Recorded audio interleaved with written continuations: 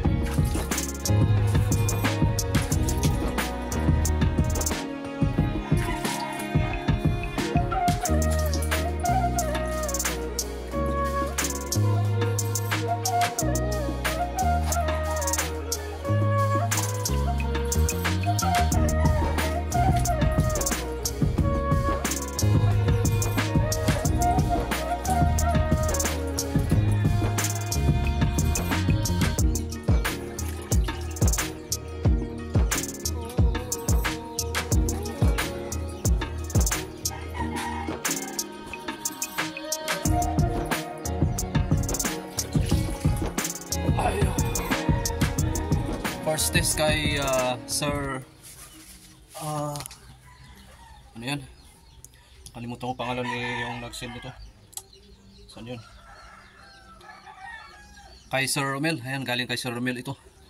Ayan, negative. Negative tayo, wala tayong makita. Pagka ganun kasi dito natin makikita yun. Dito sa dulo kahit ang pagsasample test, kahit kunting butil lang yung makikita mong ginto dito sa dulo na to, ay magandang sinyalis na yun, okay na yun. Pero kung wala kang makita kahit isang butil lang ng ginto, ayan, negative siya talaga. Ayan, so inulit ko tong kinaskas at sinampol ulit. Ayan, so negative talaga. Wala siyang laman.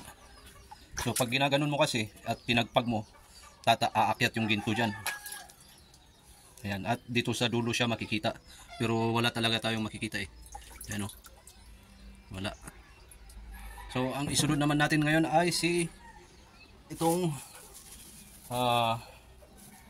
bato galing kay Sir Rolly. Tama ba? Kay Rolly to. Ayan.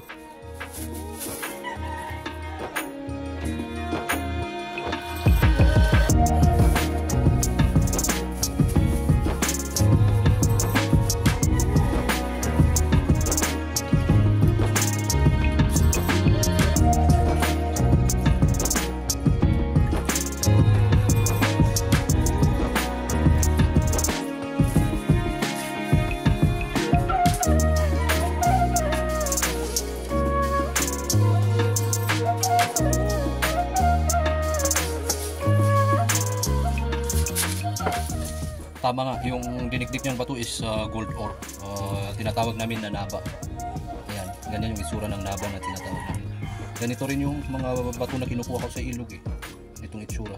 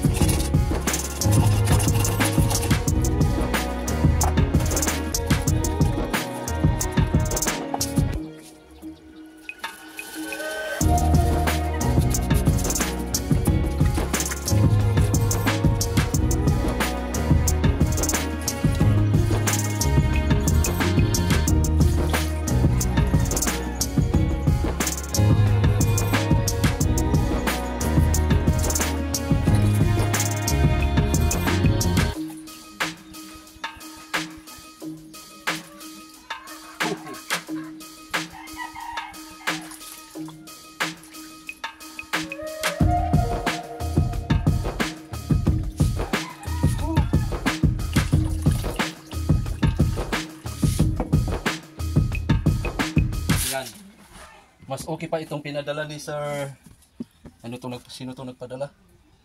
Si Sir Rolly. Ayan, si Sir Rolly. Ayan siya oh. Nakikita nyo yung kulay dilaw dito sa dulo. Ayan, yan yung ginto. Mabuti pa si Sir Rolly, medyo ay positive yung kanyang pinadala. Ano to? Parang nugget siya. Ay wala. Ayan. Ano yan? Pataasin, pakitin ko pa konti.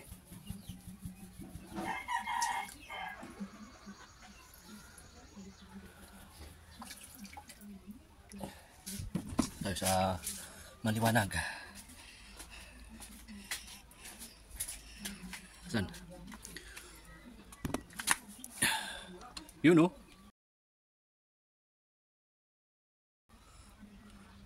Yan. Ganyan sana madilaw yung nasa dulo. Ito. Positive. Ito. Yan. Pinong-pino. Okay. Sunod nating gawa ng sample ay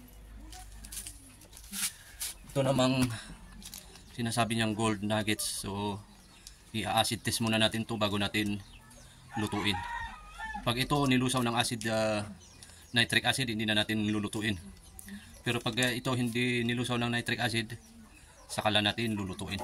Okay. Okay, ito siya pag malapitan. Ayan. Ang cute oh.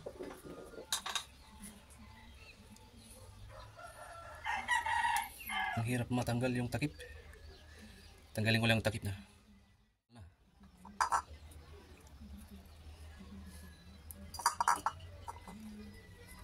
You know.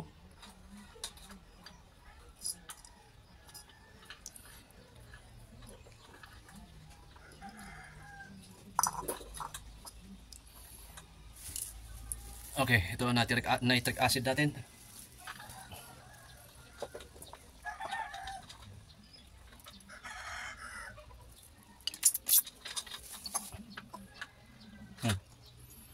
Positive. Oh. Pagka hindi kasi yan ginto, may reaction yan. Wala pa. Ito, kukuha ko ng bakal para malaman nyo yung reaction na sinasabi ko. Okay, so meron tayo ditong alambre. Ayan, so bakal ito. Ngayon, pag nilagay natin ito sa nitric acid, meron kang makikitang reaction agad. Lulusawin niya ito. Ayan. For comparison lang ito kaya natin gagawin. You know? Oh, tama na. Ayun, ganun yung mangyayari pagka hindi ginto yung itetest nyo sa nitric acid. Ayan. So, dahil na-test na natin, ayan, subukan nating lutuin. Okay? Let's go. Okay, so before natin lutuin to, gusto ko lang sabihin na available na yung ganitong lutuan. Ayan, mas mura ito kumpara dito sa binibenta kong malaki. Ayan. Mas mura siya, halos kalahati. Ayan, so PM lang sa gustong bumili nito. Ayan, maliit. Okay, ilagay na natin.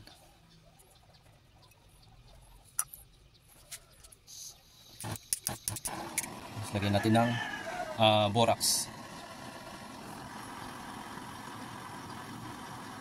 Ayan, so mabilis lang siguro to kasi konti lang naman, maliit siya.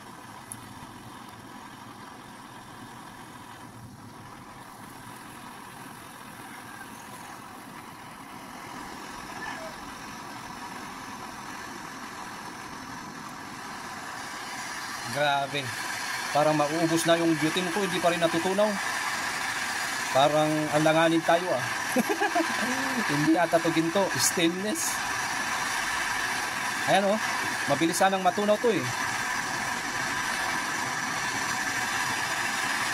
may 15 minutes na ako hindi pa rin siya tunaw.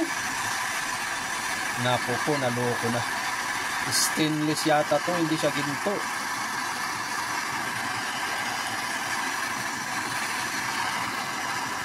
Wala, halos maubos na yung butane ko, hindi pa rin siya natunaw talaga.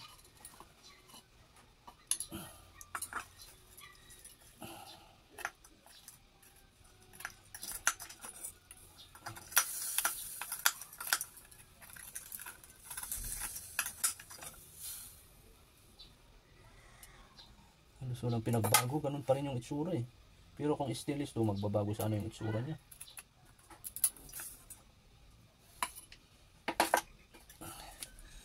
Ganyan siya hindi siya natunaw Ito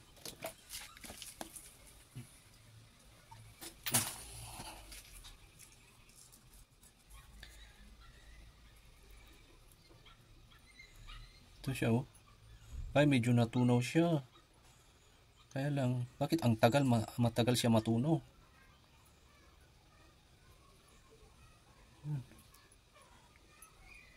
Pero kung stainless sana to, magbabago sana yung kulay pagka inapuyan ko matatanggal tong kulay dilaw. Kaya lang, bakit kaya ang tagal matunaw? Kailanganin.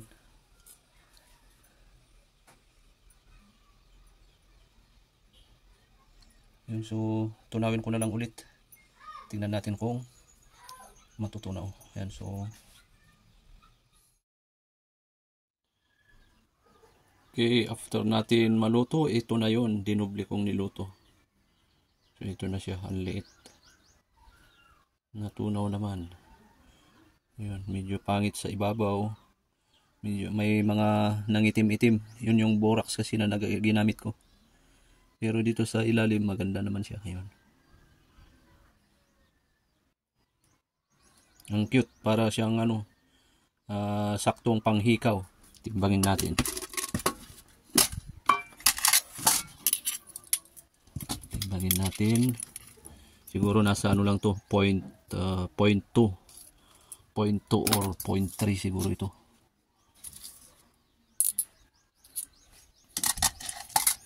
Lagyan natin ito. Katumbas nito ay 1 milligram. Lagyan natin ng dalawa.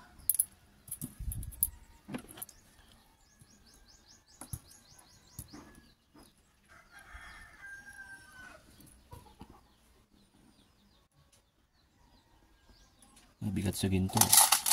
Lagyan natin ng isa pa. Oh.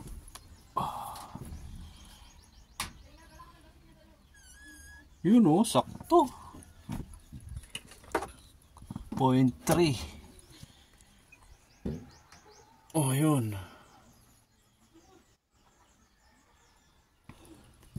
0.3 milligrams. 0.3 milligrams. Tingnan natin kung magkano presyo niyan. 0.3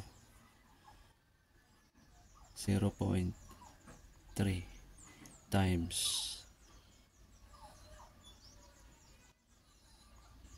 3,000. May bayad na 900. May bayad na 900. 3 to 960 29 870. Ayan, so ito tatanungin ko muna kay Sir, asan yun? Sir Romel. Ito yung nagpadala, si Sir Romel. Ay hindi, Sir Romel. Iba, si Sir, ayun, si Sir Marlon. Ayun, Sir Marlon Palo. Tama, Palo. Ayan, tanungin ko si Sir Marlon Palo kung anong plano niya dito, kung ipapasin ko ulit o ako na lang bibili. Ayan, bilhin ko na lang. Okay. Ayun, sakit ng likod ko. Alright, ayan, at so yun, sana nakapagbigay ako ng konting idea about sa sa sample test. Ayan, kung pag sinabi kong sample test, ganun lang naman kasimple. Kuhanan mo ng, o kaya dikdikin mo yung bato, dikdikin mo ng pino, saka mo padaanin sa sample pan na tinatawag namin. Yung sample pan, yung lata ba na parang plato. Kung wala kang sample pan, pwede mong gamitin yung pala, yung pala na speed. Pwede rin naman yung pala na flat. Ayan, kung wala ka pa ring pala, pwede mong gamitin yung takip ng kaldero. Yung aluminum na takip ng kaldero, kaya lang mas maganda kaskasin mo siya ng liha para gumaspang siya. Kasi yung takip ng kaldero is madulas. Pag ginaganon mo siya, mahirapan umakyat yung ginto pagka madulas yung gamitin mong sample pan. Ayan, so shout out kay Sir Romel Arisgado. Ayan, Sir Romel Arisgado. Yun, negative yung pinadala mong sample sa atin. At shoutout din kay Sir Rolly Solis Jr. Ayan, mas mabuti sa iyo, Sir Rolly Solis Jr. kasi may positive yung pinadala mong sample na didikdik mong gold ore. At shoutout kay Sir Marlon, yung nagpadala nung gold nuggets na diluto natin.